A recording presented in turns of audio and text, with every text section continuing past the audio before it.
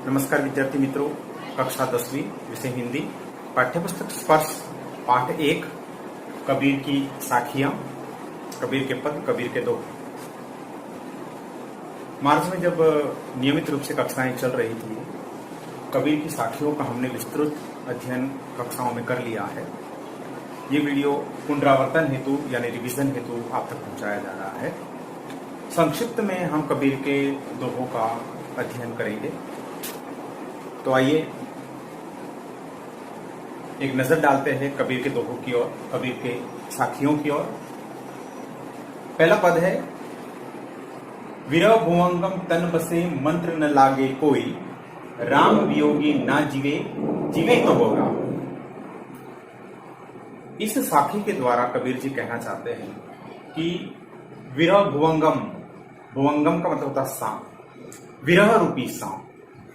कबीर राम की जुदाई में तड़प रहे हैं, अपने प्रभु ईश्वर की जुदाई में तड़प रहे हैं। उनका विरह उनसे सहा नहीं जाता है। वह कहते हैं विरह भुवंगम तन बसे, तन यानी शरीर।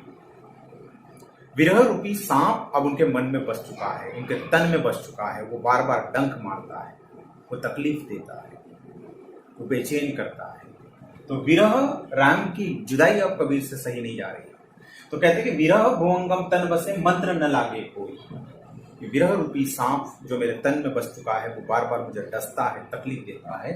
मंत्र न लागे कोई, अब इससे छूटने का कोई उपाय, कोई मंत्र काम नहीं आ रहा है, ना ही कोई उपचार इसका मिल रहा है। तो मंत्र न लागे कोई उपाय काम नहीं आ रहा है, तो मंत्र काम नहीं आ रहा है। राम वियोगी ना जीवे जीवे तो बोगा।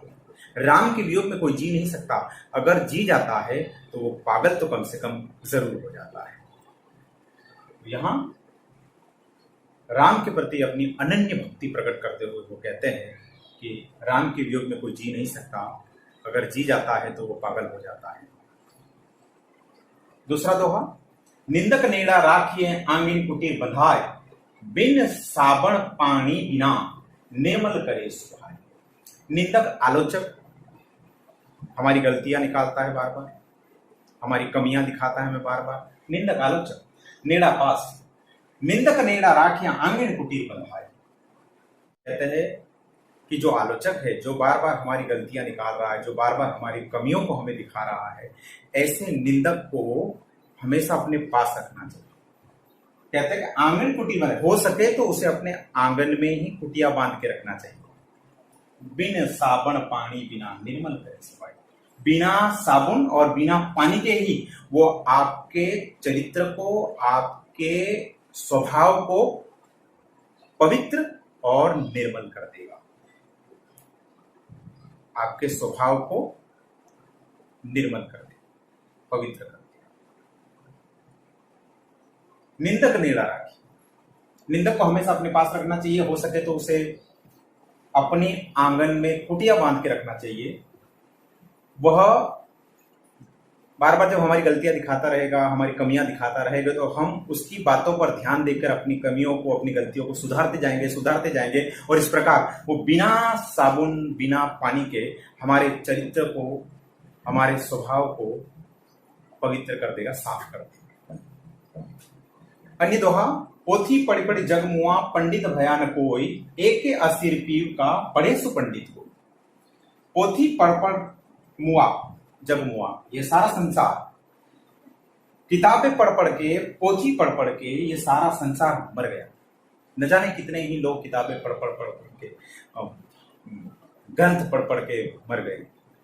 पंडित भया, लेकिन कोई पंडित या ज्ञानी नहीं बन पाया। एक के अस्थिर पीव का पढ़े सुपंडित हो। पंडित कौन वास्तव में? पोथी पढ़ने वाला पंडित नहीं है, वो ज्ञानी नहीं। एक के अस्थिर पीव, पीव यानी प्रियतम। अब कबीर के प्रियतम जो है वो राम, ईश्वर है, वो उन्हीं को अपना प्रियतम मानता है। कहते हैं एक अक्षर ईश्वर प्रभु राम। इस एक अक्षर को जिसने जान लिया, अर्थात ईश्वर को जिसने जान लिया, ईश्वर को जिसने समझ लिया, पढ़े सुपंडित को, वास्तव में वही ज्ञानी और वही पंडित कहलाता है। पोथी पढ़ पढ़ के, किताबें पढ़ के सारा संसार मर गया। पंडित पर, लेकिन कोई पंडित और ज्ञानी नहीं बन पाया।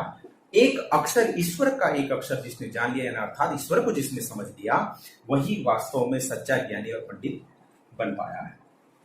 हम घर जा लिया आपना, लिया मुराड़ा हाथी, अब घर जालो तास का, जे चले हमारे साथी। कबीर जी कहते हैं कि मैंने खुद अपने हाथों से जा लिया, जल यानी जलाया, अपना खुद का, लिया मुराड़ा यानी जो मशाल होती है, मशाल लेकर खुद अपने हाथों से मैंने अपने घर को जला दिया। अर्थात घर को जला देने से अर्थ कबीर जी कहना चाह रहे हैं कि सभी प्रकार के मोह माया और बंधनों से मैं मुक्त हो गया, क्योंकि सभी प्रकार के मोह माया और भौतिक सुख जो है, सांसारिक सुख जो है, वो घर से जुड़े होते हैं।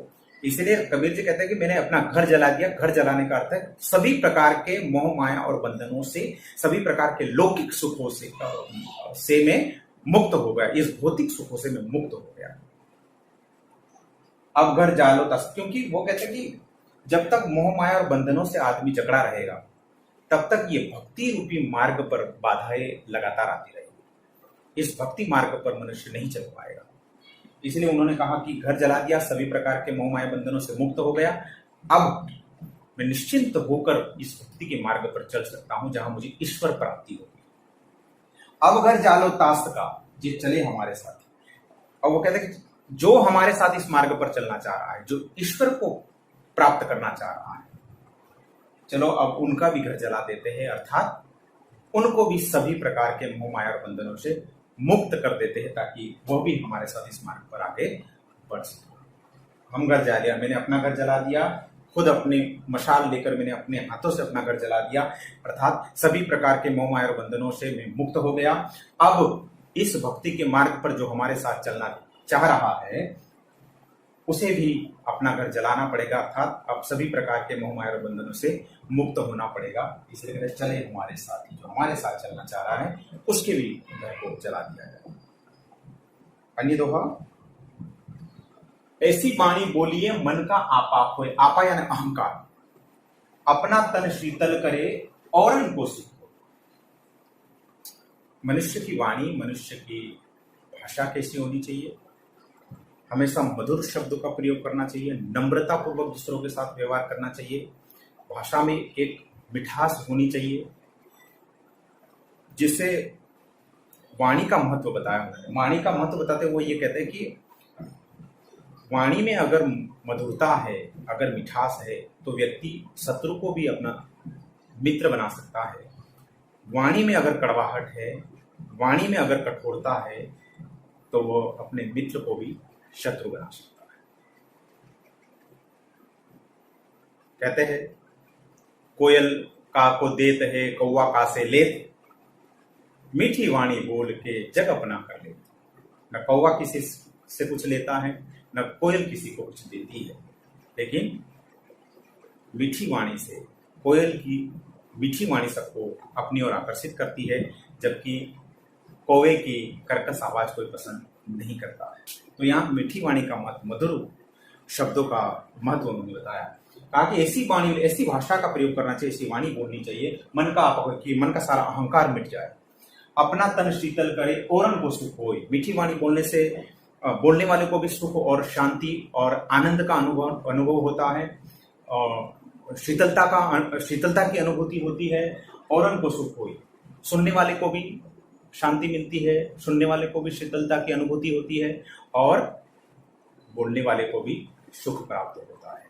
इसीलिए कहते हैं हमेशा मधुर भाषा का प्रयोग। जब मैं था तब हरि नहीं, अब हरि है मैं नाही, सब अंधियारा मिटी गया जब दीपक देखा माही। जब मैं यानी अहंकार, जब अहंकार था मेरे अंदर तो ईश्वर नहीं थे। अब हरि है मैं नहीं, अब ईश्वर है तो अहंकार नहीं रहा।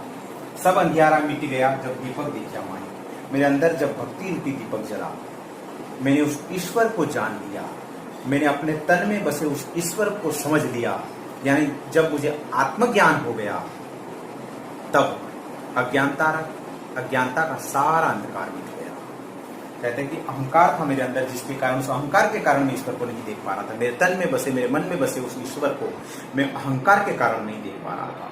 लेकिन जैसे ही मुझे आत्मज्ञान हुआ और मैं ये जान गया कि मेरे ईश्वर तो मेरे मन में वास करते हैं, मेरे शरीर में ही वास करते हैं। यानी जब मुझे आत्मज्ञान हो गया तब अज्ञानता का सारा अंधकार मिट गया। इसलिए अब ईश्वर है तो सारा अहंकार अपने आप चला गया। ईश्वर और अहंकार दोनों एक साथ कतई संभव नहीं है। सुखिया सब संसार है, खाए और सोए, दुखिया दास कबीर है, जागे और रोए। कबीर जी ईश्वर को पाने के लिए तड़पते हैं, ईश्वर को पाने के लिए बेचैन है, दुखी है, द्रवित है, व्यथित है। इसलिए वो ये कहते हैं कि सुखिया, ये संसार के जो लोग हैं वो ईश्वर के प्रति उदासीन है, किसी का प्रभु के प्रति आकर्षण नहीं है, कोई प्रभु की भक्ति में तल्लीन नहीं है, लीन नहीं है। और प्रभु के प्रति उदासीन होने के कारण वे लोग बस सभी प्रकार के सांसारिक सुखों को भोग रहे हैं, खाते हैं, सोते हैं। दुखिया दास कबीर है, प्रभु को पाने के लिए कबीर रात दिन तड़प रहे हैं, उनकी जुदाई उनसे सही नहीं जा रही। तो वो कहते हैं दुखिया दास कबीर है, जागे और ईश्वर को पाने के लिए कबीर रात दिन जागते हैं, तड़पते हैं, रोते हैं और जागते हैं। जबकि संसार के बाकी लोग क्या करते हैं, सभी प्रकार के सांसारिक सुखों को भोगते हैं, आनंद और मस्ती से जीते हैं, खाते हैं, सोते हैं। कबीर दुखी है, ईश्वर को पाने के लिए रात दिन तड़पते हैं, व्यथित है, बेचैन है। इसीलिए कहते हैं कि जागे और जागता है और ईश्वर को पाने के लिए लगातार रोता रहता है। इस प्रकार संक्षिप्त में हमने कबीर की साखियों का परिचय प्राप्त किया, उनके भावार्थ को समझा, उनका आशय स्पष्ट किया। एक दोहे को मैं आपके समक्ष सौसर गान करके सुनाता हूँ, उसके बाद आपसे विदा लेता हूँ। विरभुवंगम तन बसे, मंत्रन लागे को, राम वियोगी ना जीवे, जीवे तो बोरा हो कबीरा, जीवे तो बोरा हो। निंदक नेड़ा राखिए, आंगीण कुटीर बंधा, बिन साबन पानी बिना, निर्मल करे सुहा। इस तरह से इसका आप गान कर सकते हो, इनको आसानी से याद रख सकते हो।